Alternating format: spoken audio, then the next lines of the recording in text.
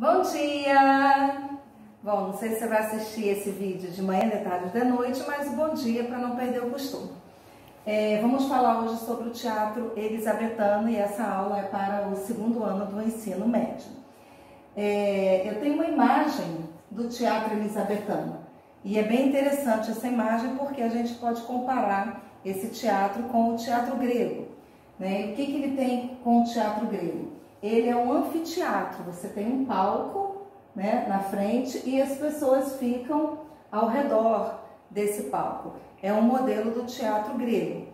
Na arquitetura, por fora, ele é totalmente circular, mas aqui por dentro ele tem um modelo do teatro grego. Com a seguinte diferença, você não é nas montanhas, né? O teatro grego era construído nas montanhas, o teatro elisabetano vai ser construído por toda a Inglaterra, dentro das cidades. E ele tem camarotes, vocês estão observando aqui, nesses camarotes ficam aqueles que têm mais dinheiro. Então, os nobres, né, os comerciantes, né, os reis vão ficar nos camarotes. E perto do palco vão ficar o povo, né, as pessoas que têm um poder aquisitivo menor. Isso é o contrário do que acontecia no teatro grego. No teatro grego, quem ficava próximo ao palco eram os nobres.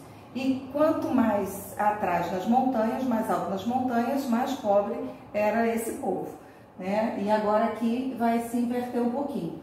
E vai se inverter por quê? Nesse teatro, é um teatro extremamente popular, né? O público, alguns não pagavam nada, outros pagavam uma pequena parcela, só que esses nobres que ocupavam os camarotes, esses sim, pagavam ingresso para poder manter a companhia do teatro. Então esse é o formato do teatro grego, ou teatro elisabetano. Por que teatro elisabetano? Porque foi no reinado da rainha Elizabeth I, e isso vai acontecer entre 1558, já na metade do século XVI, até o iniciozinho do século XVII, 1600. E o grande expoente, né, o grande dramaturgo desse período foi William Shakespeare.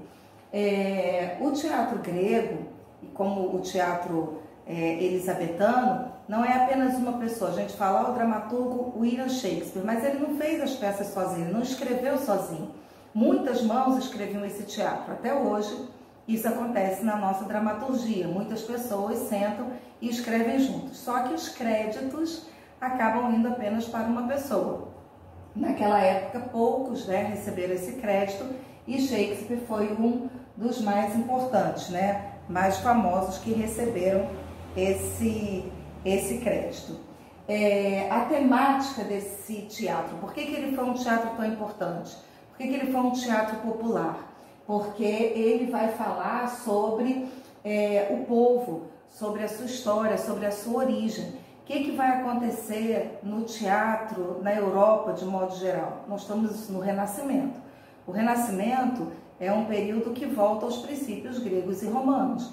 Então vai falar sobre o humanismo, vai falar sobre temas históricos, vai voltar à questão dos temas mitológicos, a religião continua acontecendo nesse período, só que a Inglaterra, né, o teatro de Elizabeth, ele vai se diferenciar dos outros da Europa, porque enquanto o teatro na Itália e nos outros países estão tendo essa retomada do teatro clássico, na Inglaterra vai ter essa questão dos temas da sua própria história, eles vão falar deles.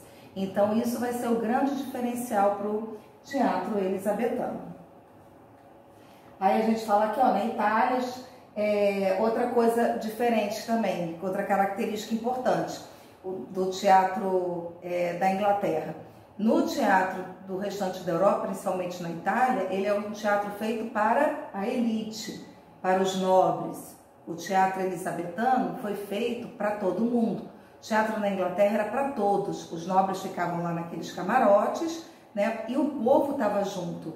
Então não era um teatro que selecionava pessoas, né, era um teatro que aglomerava todas essas pessoas. E aí essa fusão, né, de classes sociais acabou também gerando uma fusão de estilos. E aí a gente tem aqui a tragédia, a comédia e o novelesco.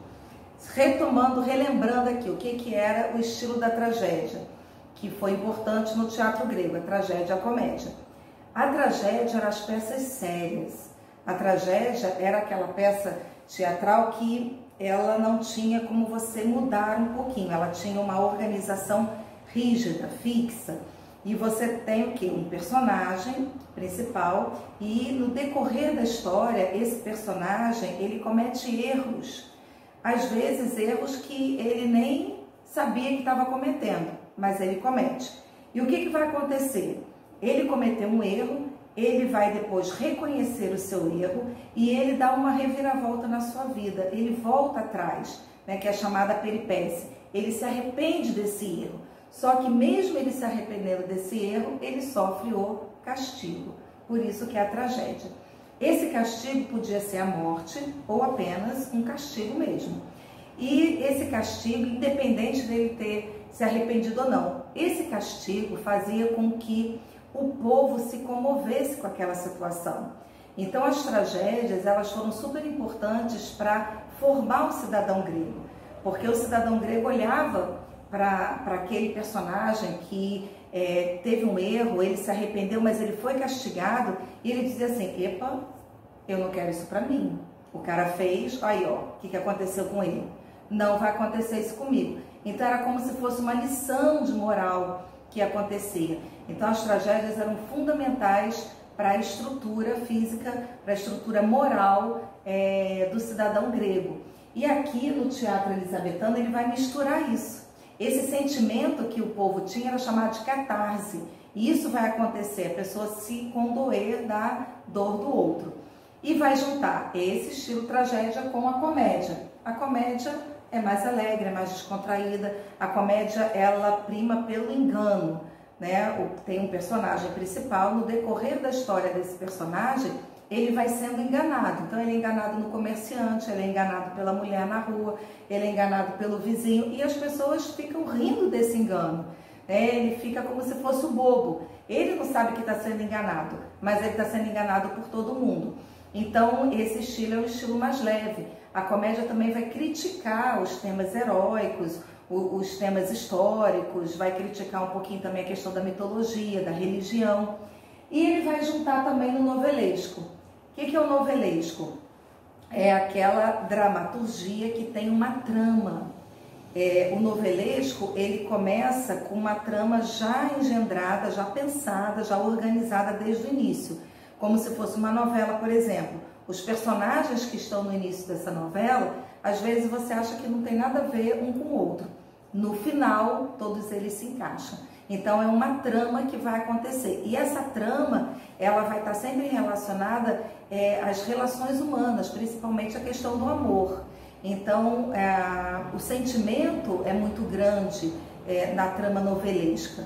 Ele é mais denso do que uma comédia. A comédia é mais solta, mais livre.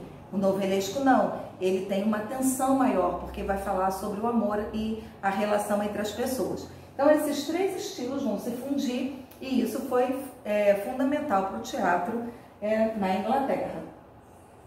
Algumas características também importantes: a plateia, ela vai ter um acesso direto aos personagens, aqueles que estão no teatro. Isso acontecia também no teatro grego. Quem estava perto do palco, muitas vezes podia até subir ao palco e participar das peças. Aqui o texto que os atores vão falar, ele vai ter segunda intenção, vai ter umas entrelinhas, e ele vai falando com o público. Eu não falei antes, e é interessante lembrar que naquela primeira cena o público ficava muito próximo do palco e era permitido a esse público levar comida para dentro do teatro. Então, o teatro, que era a única maneira de diversão, né? Não tinha cinema, não tinha shopping, então tinha teatro, a pessoa ia para o teatro.